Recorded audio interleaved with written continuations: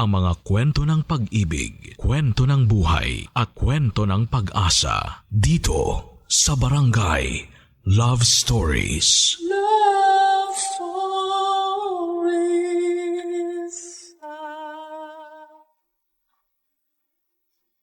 May mga bagay tayong pinaghahandaan dahil ito ang gusto nating makita sa dulo ng ating buhay. Mga bagay na pakiramdam natin ay totoong makapagbibigay sa atin ng saya. Ikaw, kabarangay, ano ba ang pinaghahandaan mo na sa tingin mo ay makapagbibigay ng ligaya sa iyo? Dear Papa Dudut, wala namang masamang mangarap. Kahit sabihin pa ng iba na imposible na, ang importante ay kaya mong sabihin sa sarili mo na posible pa. Ako nga pala si Jean, 35 years old, kabilang ako sa mga babaeng nangangarap na maikasal balang araw.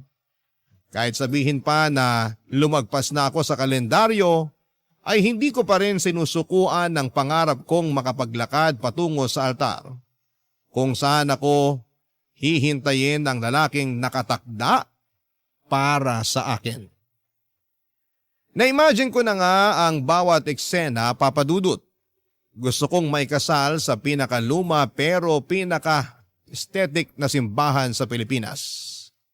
Dagdag points kung malapit ito sa dagat para doon na rin ang reception area.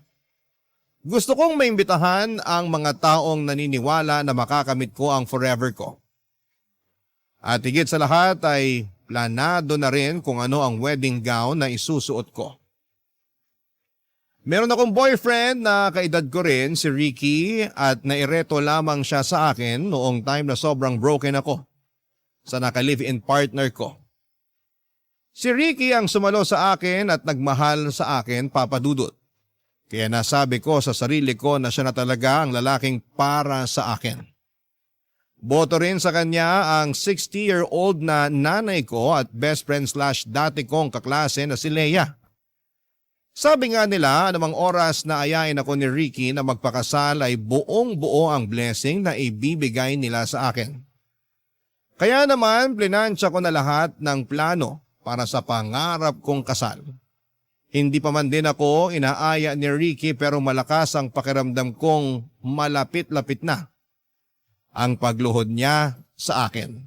Para lagyan ako ng singsing sa aking daliri, Papa Dudut.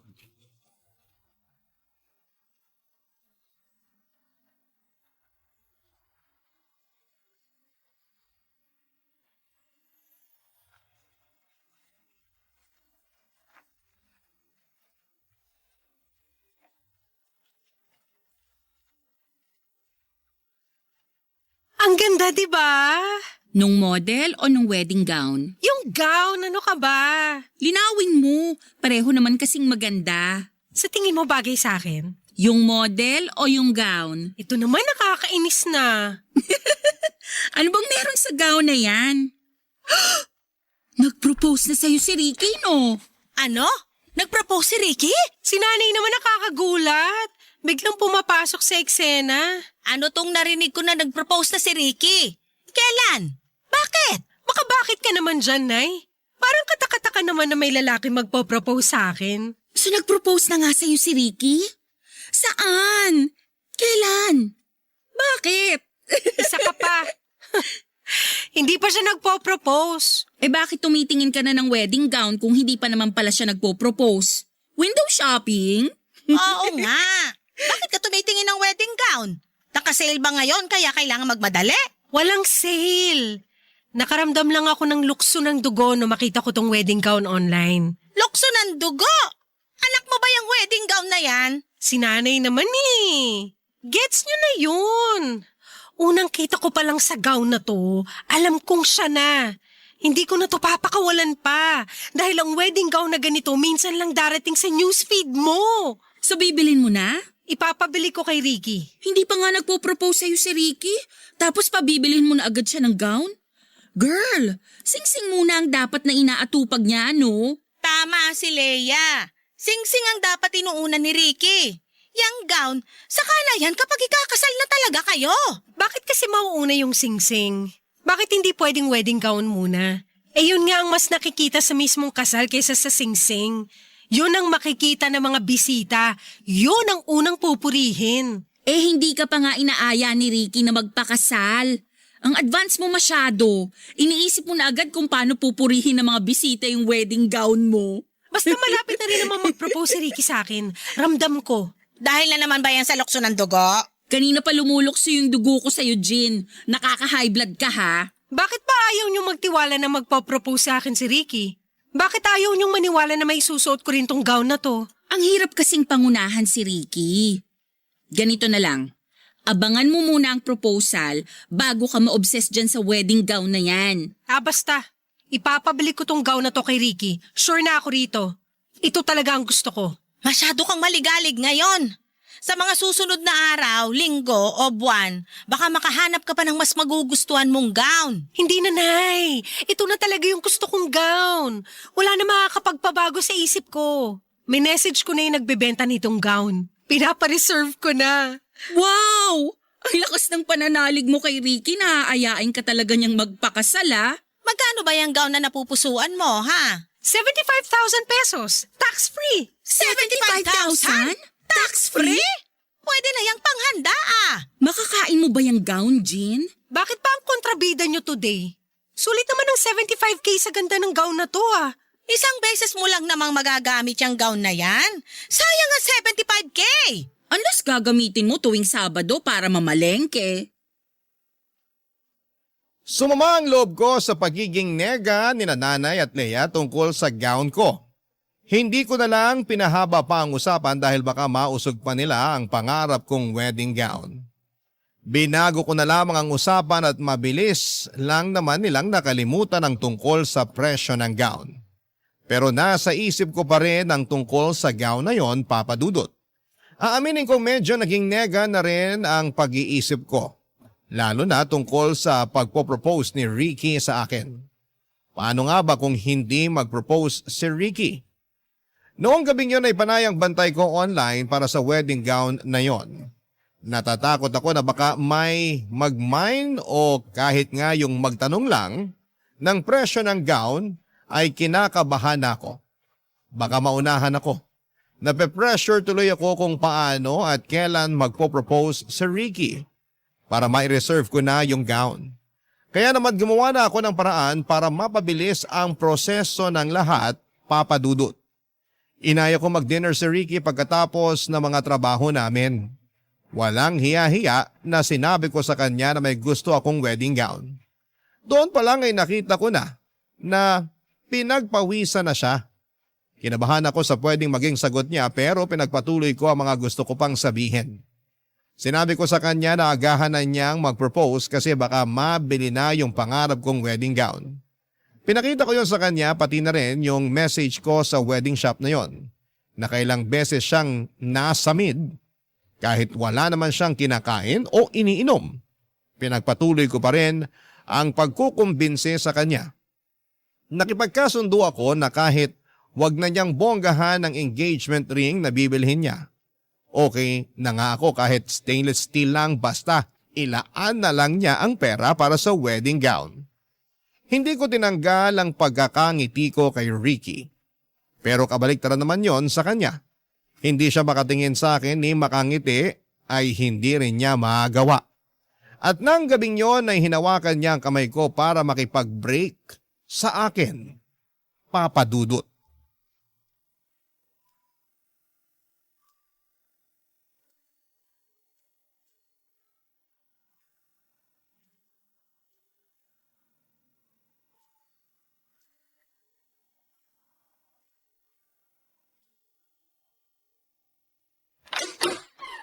Nay!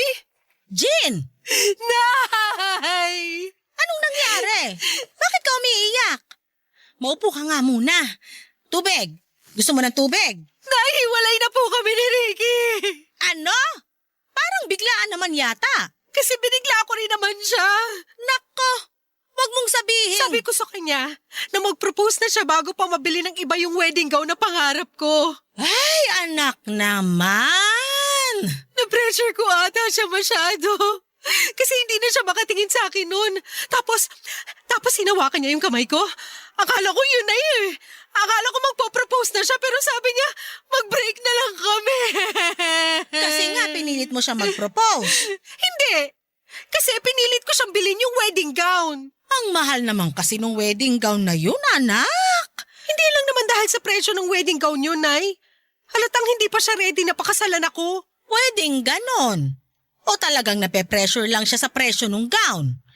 Alam mo naman na may mga lalaki na sumasama ang loob kapag hindi nila nabibili yung gusto ng nobya nila. Sinabi ko naman sa kanya na pwedeng hati na lang kami sa gasto sa gown. Sinabi ko nga sa kanya na nakapag-down na ako ng 5K sa gown eh. Nag-down ka? Just lang yun, Nay. Para ma-pressure na siya. Para wala na siyang kawala. O para wala nang kawala yung wedding gown mo? Pareho! Kaso siya naman tong kumawala sa relasyon namin. Nasaktan ako sa hiwalayan yun ni Ricky. Alam mo namang napamahal at nasanay na rin ako sa kanya. Pero sana, anak, alam mo rin yung mali mo. Dapat ba humanap na lang ako ng mas murang gown? Dapat hindi mo siya pinressure. Walang napapala ang mga taong nagmamadali. Madalas, natitisod sila at nasusugatan. O, tignan mo nangyari sa'yo ngayon. Okay na rin ako, Nay. At least nalaman ko na habang maaga pa. Hindi naman talaga siya ready para sa akin. Nabigla lang yon. Bigyan mo lang ng ilang araw. Baka makipag-ayos na rin siya at malay mo, baka maisip niya mag-propose na rin sa'yo. Malay mo lang yon, ha? Ayaw kitang umasa. Hindi na po yan mangyayari, Nay. Klaro niyang sinabi sa akin na hindi pa siya handang magpakasal. May mga tao naman kasi talaga na hindi agad-agad magiging ready magpakasal. At sinabi rin niya na hindi ako ang babaeng handa niyang pakasalan. Teka, ibang usapan na yan. Ilang beses kong pinaulit sa kanya yung mga salita niya. Baka kako namamali lang ako ng interpretasyon, pero hindi. Parehas kami nang naiisip. Hindi niya ako gustong pakasalan. Ako lang kasi yung available sa ngayon. Malas ko kasi ginawa lang niya akong option. I'm sorry, anak. Akala ko naman totoo na yung pagmamahal niya sa'yo. Akala ko rin, Nay eh. Akala ko rin. Nay, may 5K ka ba dyan? Para saan? Ipi-PM ko na yung siya para makapag-down na ako sa wedding gown ko. Kahit wala si Ricky, bibilin ko pa rin yung pangarap kong gown. Anak, masyadong mataas ang emosyon mo ngayon. Palipasin mo muna. Nadadala ka lang ng lungkot mo. Pingin na ng 5K, Nay. Please. Saka na kita bibigyan kapag may lalaki nang nag-propose sa'yo. Nasaktan ako sa huling sinabi ni Nanay Papa Dudut. Alam kong napikon na rin siya dahil sa mga iniisip ko. Bakit nga naman ako bibili ng wedding gown kakagaling ko lamang sa hiwalayan. Hindi ba dapat ang una kong inaatupag ay magpaganda, magpagupit at mag-reband. Bumili ng mga sexy na damit at kumain ng matatamis na tsokolate. Yun naman ang proseso sa hiwalayan, hindi ba? Pero bakit gusto kong dumiretso agad sa wedding gown? Tama nga siguro si Nanay, baka masyado ko lang pinapairal ang emosyon ko. Nagpa-deliver na lamang kami ng chicken wings at ice cream. Sabay naming nilantakan yon habang binabash si Ricky. Kahit papaano ay gumaan naman ang loob ko sa mga kapintasan na napansin namin sa kanya, Papa Dudut. Pero hindi ko pa rin matanggal sa puso ko ang pagmamahal ko para sa kanya. Halos 3 taon din kaming magkarelasyon. Akala ko ay siya na. Payapa ang loob ko sa kanya. Marami kaming pinagkakasundo ang dalawa. Bibihira kaming mag-away. Mature kaming pareho at hindi ako tinutoyo mula noong siya ang nakarelasyon ko. Kaya ganoon ako kakampante na okay kaming dalawa, Papa Dudut. Hindi kasi kami naging toxic sa isa't isa. Pero nagkabukingan sa totoong intensyon niya sa akin nang mapadaanan ko ang topic tungkol sa pagpapakasal. Doon pala lalabas ang katotohanan. Hindi naman niya ako ganong kamahal para idala sa altar. Ang sakit noon na mapakinggan sa isang lalaki. Lalo na sa isang katulad kong Lagpas na sa kalendaryo ang edad. Gusto ko na rin namang may kasal pero bakit parang pinagkakait pa yon lalo sa akin? Hindi na muling nagparamdam pa sa akin si Ricky. Blinak na rin niya ako at ang mga mutual friends namin sa Facebook. Para siguro'y wala na kaming maging koneksyon sa isa't isa. Nasaktan ako roon dahil parang tinapon niya lamang ang ilang taon naming pinagsamahan. Pero ano pang magagawa ko kung hindi naman kami parehas ng nararamdaman ng mga panahong yon? Papa Dudut. Barangay Love Stories. Barangay Love Stories. Papa Dudut, sa pagdaan ng mga araw matapos ang hiwalayan namin ni Ricky, wala akong ibang ginawa kundi ang sisihin ang sarili ko sa mga desisyon ko sa buhay. Lalo na sa mga lalaking pinili kong mahalin. Tulad ng iba na kagagaling lamang sa hiwalayan ay hinayaan ko lamang ang sarili kong malugmok sa lungkot at sakit. Hindi ako lumalabas ng bahay at madalas lamang akong nakakulong sa kwarto kapag wala akong trabaho. Panayang nood ko ng mga malulungkot na pelikula lalo na yung mga tungkol sa hiwalayan. Sa ganung paraan ay matatanggal ko sa puso ko ang mga nakabarang sakit. Inuubos ko na talaga lahat ng sakit na nafe-feel ko sa puso ko. Ganon kasi ako mag-move on. Hahayaan ko ang sarili kong malugmok at saka ako babangon. Hinayaan naman ako ng nanay ko na gawin yon at maliban na lamang sa best friend kong si Leia. Magkaiba kasi kami ni Leia. Pag ang best friend kong yon, ang nasaktan ay paniguradong babangon siya agad para durugin lahat ng mga nanakit sa kanya. Hindi man niya madurog ang mga taong yon pero sisiguraduhin niyang makikita nila na nakaahon na siya kaagad. Ma-pride kasi si Leia, Papa Dudut. Ayaw niyang nakikitaan siya ng kahinaan. Kaya ayaw din niyang makita yon sa akin. Gustuhin ko mang itago sa kanya ang pagkabigo ko, mabilis lamang niyang napansin yon. Lalo na sa trabaho ko. Magka-opisina rin kasi kami ni Leia at minamatsagan niya ako sa tuwing nadadown ako sa pagiging sawi ko. Napansin din niyang naapektuhan ang trabaho ko dahil doon. Kaya naman minabuti niyang kausapin na rin ako, Papa Dudut. Hindi ko naman minasama yon lalo't kailangan ko rin naman ng mag-uuntog sa akin para maintindihan kung hindi pwedeng lagi na lang akong malungkot, Papa Dudut.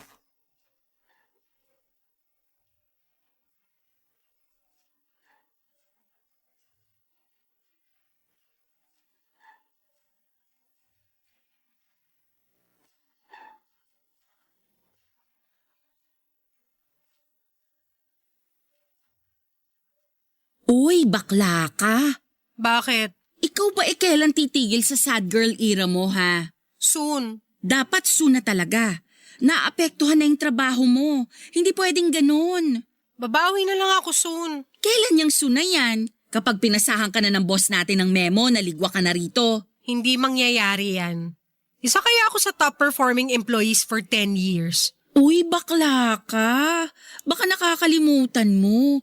Madaling makalimutan ng 10 achievements mo sa isang pagkakamali mo lang. Kaya umayos ka dyan. Ano bang magagawa ko sa hindi nga ako makapag-function ng maayos? Masakit nga eh. Masakit. Hindi rason yan. Kahit masakit, umayos ka. Hindi hihinto ang mundo dahil lang nasaktan ka. Mag-adjust ka, no? Aba, ilang adjustments pa ba ang gagawin ko sa mundong to? Ako na lang lagi nag-a-adjust eh. Sa akin na lang lagi binabagsak yung sakit. Marami pa namang ibang tao, bakit parang ako lang ang available na sumalo? Lahat tayo may kanya-kanyang pinagdadaanan, Jean. Hindi lang ikaw. Magaling lang magdala yung iba. Eh di sorry na kung hindi ako magaling magdala ng pinagdadaanan ko. Ay, alam kong hindi madali ang pinagdadaanan mo. Minahal mo eh. Kaya lang... Para akong tangang umasa. Nasayang lang ang lahat ng pinost ko sa Facebook tuwing monthsary at anniversary namin. Mauuwi rin pala ako sa pagde-delete at pag-only me. Sabi naman kasi sa'yo na low-key lang dapat kayo sa Facebook eh. Hindi ko naman sinasabi na pakasalan na niya ako agad. Pero pressure mo siya na bilhin yung wedding gown mo. Kasalanan ko ba kung dahil doon ay na-pressure siya? Pinatunayan niya lang sa akin na hindi niya ako gustong pakasalan. At mabuti nang nalaman mo agad. Ngayon, makaka-move forward ka na. Mas malawak na ngayon ang space sa buhay mo para makapasok yung tamang lalaki para sa'yo. Alam mo, kahit matino yung advice mo, hindi ko pa rin yan iintindihin. Broken ako eh. Ang iintindihin ko lang yung galit ko kay Ricky. Sinayang niya ang ilang taon ko. Sana hindi na lang niya ako niligawan at nilandi. Paano kung nakasalubong ko na pala yung the one para sa akin? Kaya lang taken na ako, kaya hindi ko siya napansin. Kahit habang buhay mo pa siyang sisihin, wala ring mangyayari. Wala na tayong ibang dapat gawin kundi umusad. Alam ko na. Ang alin? Pautangin mo ako ng 5K. 5K? Uy, hindi porket broken ka, uutang ka na ha? Dali na. Gusto mo ako makamove on agad, di ba? Pang travel mo? Down payment ko sa pangarap kong wedding gown. At paano makakatulong sa iyo ang gown na yon para makamove on ka? Hindi ba mas lalo ka lang mahihirapan? Kasi may paalala sa'yo na single ka, pero bumili ka na ng wedding gown? Paraan ko to ng pagmamanifest. Kapag nakita ng langit na pursigido ako maikasal, mapipilitan tong ibigay na sa akin si the one. Gets mo? At wedding gown ang solusyon sa manifestation na yan? Mahihiya na ang langit na tanggihan ako kapag nakabili na ako ng gown. Okay, ganado na ako mag-work. Asan na yung mga email na kailangan kong basahin?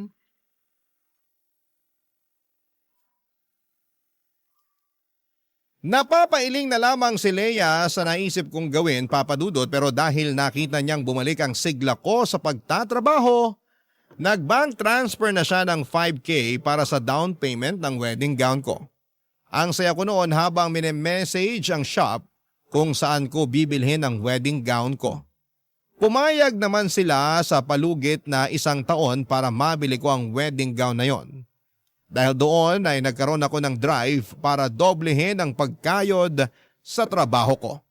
Lahat ng OT ay pinapatos ko noon.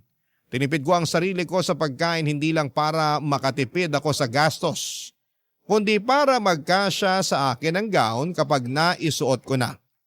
Nawala ng lungkot na nararamdaman ko. Nakausad na rin ako dahil na-inspire ako sa pangarap kong wedding gown. Kailangan kong mabili yon kahit ano pa ang mangyari. Seryoso ako, alam kong kapag nabili ko na yon ay darating na si the one. Pinayuhan ako ni Leia na ipagpalibang ko na lamang ang plano ko. Dahil baka may makita pa raw akong mas magugustuhan kong gown at kapag nangyari yon ay baka kasama ko na rin ang the one ko.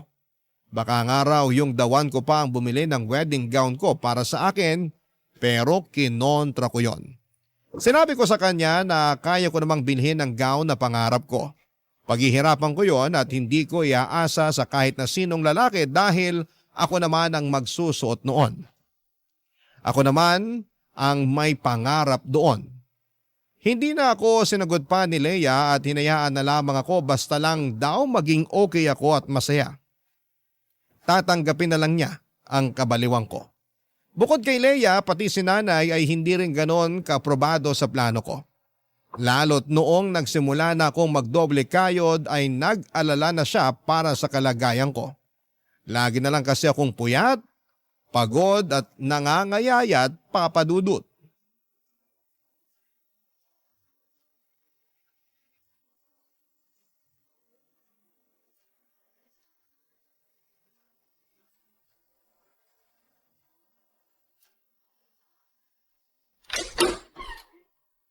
Nay, bakit kising pa kayo? Hinintay kita na makauwi. Sabi ko naman sa inyo na malilate ako ng uwi. Kaya sana hindi na kayo naghintay sa akin. Napuyat patuloy kayo. Nag-aalala ako sa'yo, malamang. Halika, ilapag mo na yung bag mo dyan, natabihan mo ako dito sa sopa. Mag-usap tayo. Okay po. Ikaw naman. Hindi ka man lang nag-reply sa mga text ko sa'yo kanina. Nasa locker ko po kasi yung cellphone ko para hindi ako madistract sa trabaho ko. Marami kasi akong kailangang tapusin eh. Gaano pa ba karami ang trabahong kailangan mong tapusin?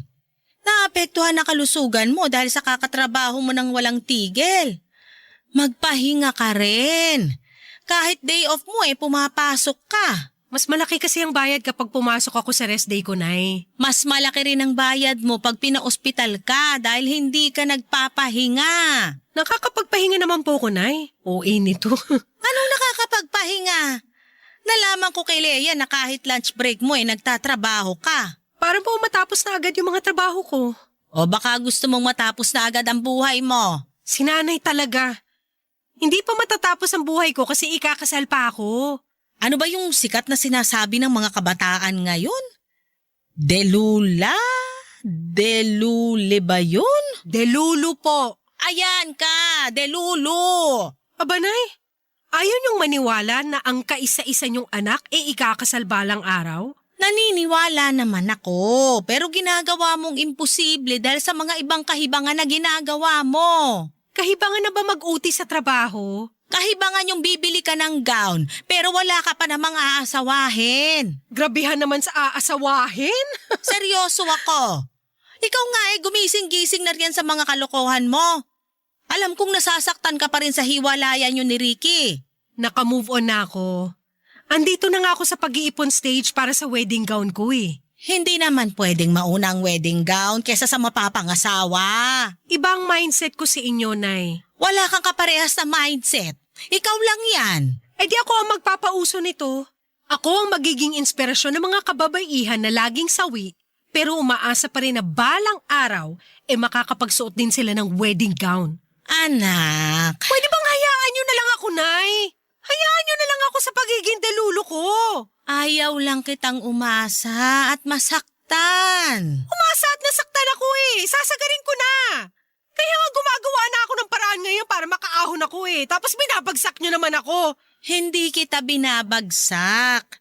Inaalalayan pa nga kita sa mga desisyon mo sa buhay Hindi ko kailangan na alalayan nyo ako.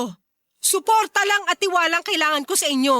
Ano ngayon kung matisod at magkamali ako? Ibabangon ko pa rin ang sarili ko.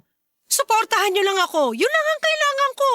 Desidido ka na ba talaga sa pagbili ng wedding gown na yon? Opo. Wala na akong ibang gustong gawin kundi ang maisuot ko na yon. Kahit wala ka pang mapapangasawa. Kahit wala pa akong mapapangasawa. May isa lang akong pakiusap sa'yo. Ano po yan, Nay? Ingatan mo ang kalusugan mo para makita pa kitang suot ang pangarap mong wedding gown. Tumango ako sa naging tanong ni Nanay at sinuklian na lamang niya yon ng tipid ng ngiti. Hinayaan na lamang niya ako papadudot. Pinilit na lang niya akong kumain bago ako magpahinga. Pinagbigyan ko naman siya papadudot kahit na hindi ako gutom noon. Sa totoo lang ay parang hindi na ako nakakaramdam pa ng gutom dahil masyado ko nang iniisip ang pagtatrabaho. Nasanay na lamang ang katawan ko na laging nakaharap sa computer at hindi nakaharap sa pagkain. Napansin na kasi ni Nanay ang pangangayayat ko. Dinaan ko na lamang sa vitamins at tubig ang lahat. Aminado naman akong hindi ganong kadali ang ginagawa ko at malaki pa ang kailangan kong bayaran para sa wedding gown ko. Pero hindi ko yon susukuan kahit gaano pa yon kahirap papadudot. Hindi na namin muling napag-usapan ni Nanay ang tungkol sa pagbili ko ng wedding gown. Kontra man siya sa plano ko pero sinabi niyang ipagdarasal niya na mapaaga ang pagkuha ko ng wedding gown para maging masaya na akong tunay. Bata pa lamang ako ay totoong pangarap ko ng maikasal papadudot. Lagi akong nangunguna sa pagpepresenta bilang bride sa tuwing naiisip naming magkakalaro na magkasal-kasalan. Kahit nga hindi ko gusto yung napili nilang groom, para sa akin ay wala akong pakialam. Maglalagay pa ako ng puting punda ng unan sa ulo ko para kunwari ay belo ko yon. Isusuot ko rin ang bestida ko na pangsimba at itatakas ang sandals na may takong ni Mama. Pipitas ako ng maraming pulang gumamela para maging bouquet ko. Ipapasalo ko naman yon sa mga kalaro ko. Pero bago pa man din nila masalo, papadudod ay nagkakawatak-watak na ang mga gumamela. Tinakot pa ako ng dating kalaro ko na malas daw kapag nagkawatak-watak ang ihahagis na bouquet. Ibig sabihin daw noon ay hindi pwedeng ikasal ang babae. Yun ba ang dahilan? Kung bakit lagpas 30 na ako ay hindi pa ako nakakalakad sa altar? Papa Dudut. Barangay Love Stories. Barangay Love Stories. At dahil nga sa may 1 taon ako para makabayad na sa pinareserve kong gown kaya kinailangan kong sumideline. Kahit ano na lamang ay tinatrabaho ko, Papa Dudut. Kahit maliit lang ang bayad ay tinatanggap ko. Nagbenta ako ng chicherya sa trabaho at sa mga kapitbahay ko. Ilang beses nga akong nasita sa trabaho dahil bawal daw yon. Kaya naman ginagalingan ko na lamang ang pagtatago. Umextra din po ako tuwing may children's party bilang assistant ng isang kamag-anak kong clown. Hindi lang yan ha, tumanggap na rin po ako ng labada sa mga kakilala ko. Ginamit ko ang napanalunan kong washing machine sa raffle sa trabaho. Marami pa akong ibang ginawang trabaho pero hindi pa rin naging sapat yon dahil masyadong malaking halaga ang kailangan kong bayaran para sa gown. Naisipan ko ngang mag-loan sa bangko kaya lang kapag naiisip ko kung gaano kalaki ang interest noon ay napapatras na lamang ako. Di bale nang pag-ipunan ko at matagalan ng pagbabayad, ang importante ay pinaghirapan ko naman. Panay na nga ang kantsaw ng mga tao sa akin. Para raw akong may binubuhay na 100 mga anak. Pinagsabi ko na kasi ang dahilan ko ng pagtitriple ng kayod. Marami ang nagsasabi na ginagawa ko lang daw na tanga ang sarili ko. Prangka nilang sinabi na walang pupuntahan at manghihinayang lamang ako sa huli kapag nabili ko na ang gown tapos wala naman pala ang papakasalan ko. Aaminin kong nakaka-down yon pero pinakita ko sa kanila na mali sila. Naisip ko na isa lang sila sa mga hadlang para makamit ko ang mga pangarap ko.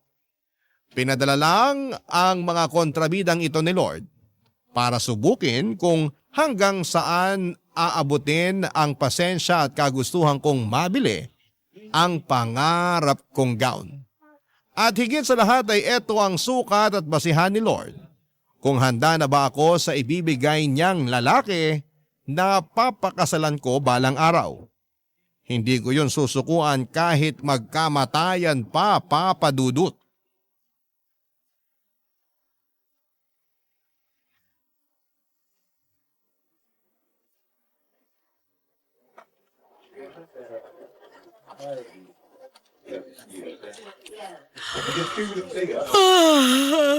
O ano, inaantok ka na. Senyales yan na magpahinga ka na. Senyales to na kailangan ko pang magkape. Pakicheck naman kung meron pang 3-in-1 dyan sa gilid mo. Hindi ka na magkakape, tama na. Kahit tong thermos gusto ka ng sukuan, no? Bibili na lang ako sa kantin. May ipapasabay ka ba? 50 pesos lang ang pasabay fee. Wow ha? Pati ako pinagkakakitaan mo na rin?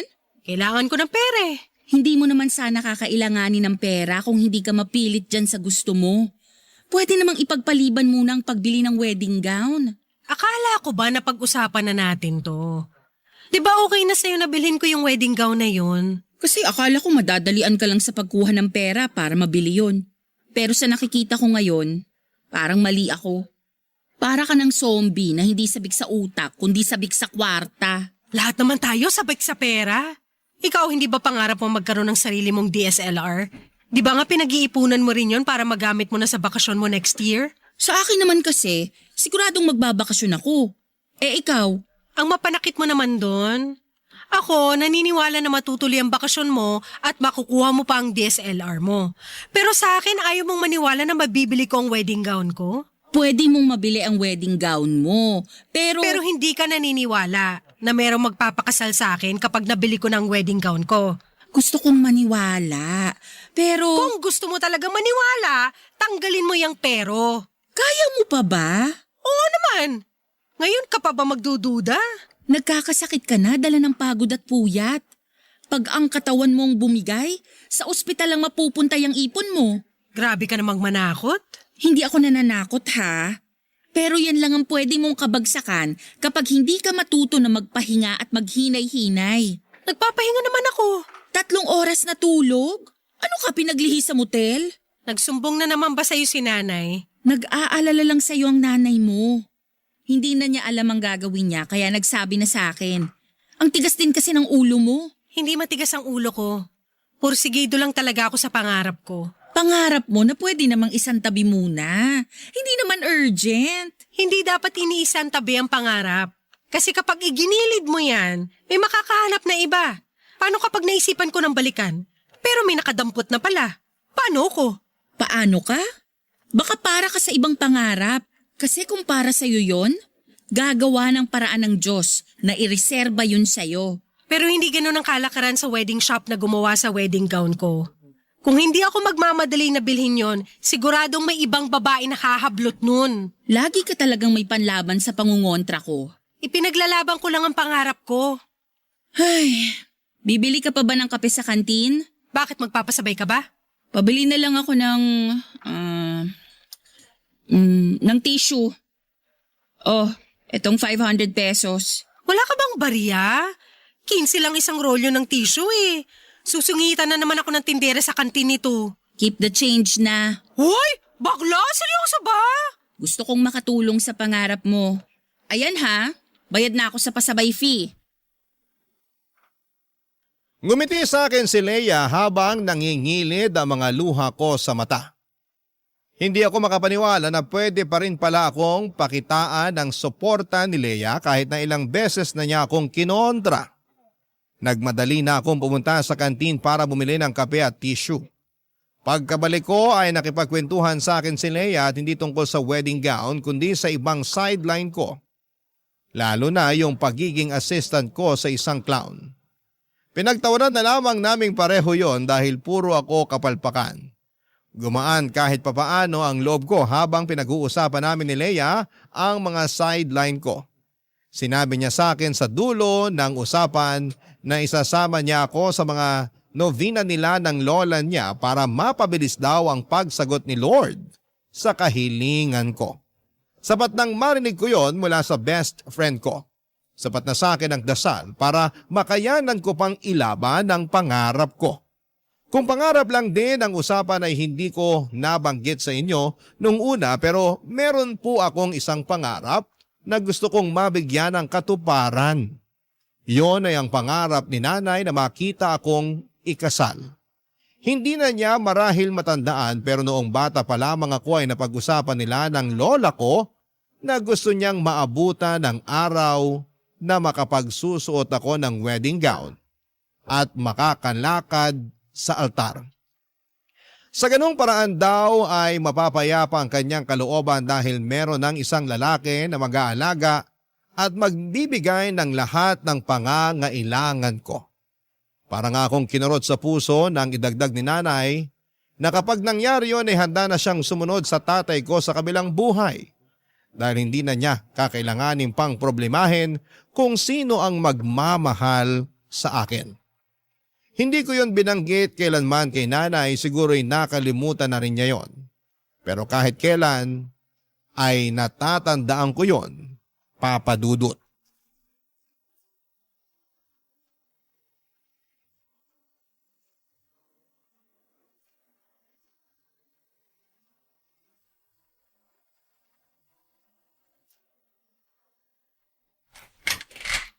Anak, pwede bang pumasok sa kwarto mo? Sige lang, Nay. Kanina pa nagsisimula ang balita sa TV. Ayaw mo ba akong samahang manood? Pass muna ngayong gabi. Hindi pa ako tapos mag-budget eh. Gabi-gabi ka na lang nagbabudget ah. Ilang gabi ka nang hindi updated sa mga showbiz happening. Ipahinga mo muna ang utak mo sa pera. Halika muna ron sa sala. Sunod na lang ako. Yan din ang sabi mo nung isang gabi. Pero natapos na yung balita, hindi ka pa rin sumunod. Importante kasi to, Nay. Medyo nalihis ng konti yung ipon ko eh. Kailangan ko idiretso ulit. Akala ko ba nasusunod mo ng maayos yung budget mo? Nalihis nga po kasi nung nagkasakit ako. Napabili tuloy ako ng maraming tissue, salabat, mga gamot para sa ubod sipon. Tapos niresetahan pa ako ng doktor ko ng vitamins para sa dugo. Yan naman kasi ang sinasabi ko sa'yo, di ba?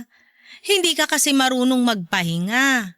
Imbis na hindi nalihis ang ipon mo, ayan tuloy, napunta lang sa gamot. Pasalamat pa rin po ako na hindi ako ng ospital. Gamot lang sapat na. Natawa ka pa. Kapag hindi ka pa tumigil sa kakangarag sa katawan mo, sigurado akong dextrose na makakaharap mo. Huwag mo namang ipagdasal na, ikaw talaga. Ay, paano na yan? Kaya ko itong ayusin, Nay. Kalma ka lang dyan. Magkano lang naman yung nabawas? Tsaka sa linggo, may e-extrahan ulit ako na children's party. Doon na lang ako babawi. Pero sa linggo na rin ang birthday ng tatay mo. Baka lang nakakalimutan mo. Ay, oo nga! Ay nako, nakalimutan mo nga. Kung nasaan man ang tatay mo ngayon, nagtatampo na siya sa'yo. Ganito na lang, Nay. Ikakain ko na lang siya ng cake sa birthday party. Doon ko na lang isa-celebrate. Sumama ka na lang din kaya. At least makakatipid tayo kapag nakigamit tayo ng birthday party ng iba. Hey, kung ano-ano naiisip mo. Maiintindihan naman ni tatay kung hindi tayo makakapag-celebrate ng birthday niya sa linggo. Isang birthday lang naman yun. Yearly naman nakakapag-celebrate tayo. Maliban ngayong taon. Maiintindihan ako ni tatay. Alam niya na may pangarap ako na gustong matupad. Alam niya kung bakit ko kailangan gawin to. Ay, alam mo ba, nung magnobyo at nobya pa lang kami ng tatay mo, pinangako niya sa akin na bibilan niya ako ng napakagandang singsing. Yung singsing daw na pang prinsesa. Hindi ko po alam yung kwento na yan Ewan ko ba, dahil sa tagal na rin siguro kaya nakalimutan ko na. Naalala ko lang bigla dahil sa pagiging porsigido mo na mabili yung pangarap mong wedding gown. Naalala ko sa iyo ang tatay mo. Parehas talaga kayo. Tapos na anong sunod na nangyari sa kwento ni tatay tungkol sa singsing? Mula nung nakita niya yung singsing na narimata sa sanlaan, kung ano-anong trabaho na ang pinasok niya. May kamahalang kasi yung singsing. Antigo ata. Nagbebenta siya ng taho sa umaga bago pumasok sa trabaho niya ng 10:00. Nagbebenta rin siya ng yosi at candy sa trabaho niya. At sa gabi, nagbebenta siya ng balot at yosi. Tuwing day off niya, sinasamahan ko siyang magbantay ng mga itik ng tsuhin niya. Ilang buwan niyang ginawa yon. At nabili niya yung singsing? Hindi. Sayang naman po ang effort ni tatay. May nakabili na kasi nung singsing. Naunahan siya. Yan ang sinasabi ko Kaya kailangan magmadali. Kapag gusto, gumawa agad ng paraan. Gumawa naman ng paraan ng tatay mo. Kaya lang, baka hindi para sa akin yung singsing na yon. Pero pangarap ni tatay na mabili yun para sa'yo. Oo, pero alam mo ba, makalipas ang ilang buwan, nakakita kami ng singsing na pareho naming nagustuhan. Hindi pang prinsesa tulad ng una niyang plano. Pero nagustuhan ko yon at bumagay sa mga payat na daliri ko. At binili na po ni tatay yon. Nabili pa niya sa mas murang halaga. Ay, at doon na rin niya ako inayang magpakasal. Gamit ang singsing na yon. Gamit ang pagkakataong yon. Aww, ang sweet ni tatay. Sana all. Minsan talaga, hindi bibigay ng Diyos ang plano natin dahil meron siyang hinandang mas magandang plano para sa atin. Parang alam ko na kung saan papunta tong usapan. Na ayaw ni Lord yung plano ko na bilhin yung wedding gown, tama ba? Hindi ko alam ang plano ng Diyos. Siya lang ang nakakaalam nun. Ang alam ko lang ay ang plano mo. At susuportahan pa rin kita sa plano na yan.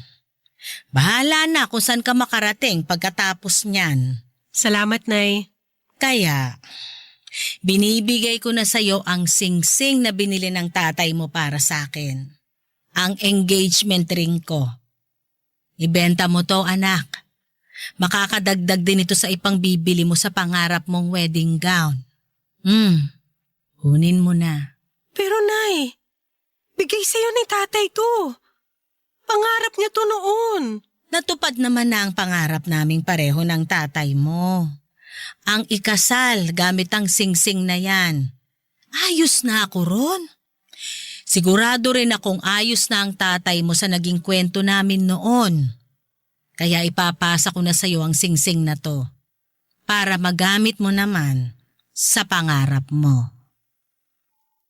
Inabot sa akin ni nanay ang engagement ring niya na binili ni tatay. Pilit ko yung binabalik sa kanya pero nagpumilit si nanay na ibenta ko o isangla para may pandagdag ko na pangbili para sa wedding gown ko. Pagkatapos noon ay lumabas na siya ng kwarto para manood ng balita. Sinabi ko sa kanya na susunod ako pero hindi ko ginawa yon. Nahulog na kasi ako at nakulong sa pag-iisip habang nasa palad ko ang singsing ni nanay. Napadalawang isip na ako kung tama pa ba na ituloy ko ang pagbili ng pangarap kong wedding gown. Gusto ko yun at nakapag-down na ako ng 5,000 para doon. Kahit wala akong karelasyon pero ginagawa ko yon para sa sarili ko. Simbolo yon ng pagmamahal ko para sa sarili ko. Simbolo yon na hindi ko kailangan ng isang lalaki para mabigyan ako ng mga pangarap kong bagay. Simbolo rin yon ng pangarap ko. Pangarap na maikasal balang araw. Kaya lang naisipan ko rin ang kwento ni nanay at tatay. Umikot yon buong magdamag sa isipan ko. Paano nga kaya kung merong mas magandang plano si Lord para sa akin? Tulad ng ginawa niya para sa mga magulang ko. Paano kung talagang gustong sirain ni Lord ang naplano ko dahil alam niyang merong mas makakabuting plano na hinanda na niya para sa akin? Hindi ba para sa akin ang wedding gown na yon? Meron pa ba akong ibang wedding gown na mabibili? O baka ang mapapangasawa ko na ang bibili noon para sa akin? Naguguluhan po ako noon sa sitwasyon ko. Gusto kong humingi ng tulong sa inyo bago ako magpasya. Ano po ba sa tingin ninyo ang dapat ko na gawin? Umaasa akong makakatulong ang lahat ng tagapakinig ng nangungunang programa ng Barangay LS na Barangay Love Story sa problema ko. Bibilhin ko ba ang pangarap at gusto kong wedding gown? O ipagpapalibang ko yon at abangan na lang ang susunod na mangyayari sa mga susunod na araw. Maraming salamat po sa inyong lahat. Ako po ang inyong kapuso at kabarangay forever, Gene. Barangay Love Stories. Barangay Love Stories. Nalilito pa rin sa live ang ating kabarangay. Ano kaya ang maipapayo mo sa kanya? Ibahagi mo yan sa ating comment section para mabasa rin niya. Nagustuhan ng iyong napakinggan? Ituloy yan via live stream sa www.gmanetwork.com/radio. Barangay LS in Mega Manila 97.1. Forever.